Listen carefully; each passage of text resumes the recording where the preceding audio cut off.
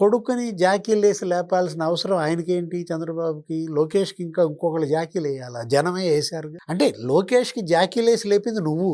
చంద్రబాబు కాదు, పవన్ కళ్యాణ్. ఆ రోజు ఏది జీవో 1 తెచ్చి జాకీ ఏసింది నువ్వేగా. చంద్రబాబుకి జాకీలేసి లేపాలా ఒకళ్ళు? కొడుకుతో జాకీలేంచుకుని లేసే పరిస్థితిలో చంద్రబాబు ఉన్నాడా? ఆయన ఇవాళ 4.0 ముఖ్యమంత్రిగా ఇక్కడ రాష్ట్రంలోనే భరించలేకపోతున్నాం, దేశం ఎలా భరించుదంటాడు. ఎవరు భరించలేకపోతుంది? నువ్వా? నీ పార్టీయా? భరించలేకపోతుంది ఎవరు? జైలుకెళ్తున్నాళ్ళా? భూమన కరుణాకర్ రెడ్డా, సుబ్బారెడ్డా, చెవిరెడ్డా, మిథున్ రెడ్డా, పెద్దిరెడ్డా?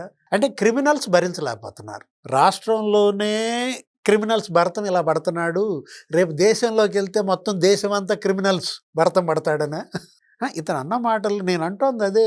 ఏది? ఈ మాటల ద్వారా చంద్రబాబు నువ్వే జాకీలేస్తున్నావు. పవన్ కళ్యాణ్ అంట చంద్రబాబుని, లోకేష్ని ఇద్దరికీ జాకీలేస్తున్నాడు అంటాడు. ఇప్పుడు ఒకటి, ఈ ఏడుపులో మనకి జగన్‌కి జాకీలేసేవాళ్ళు లేరు.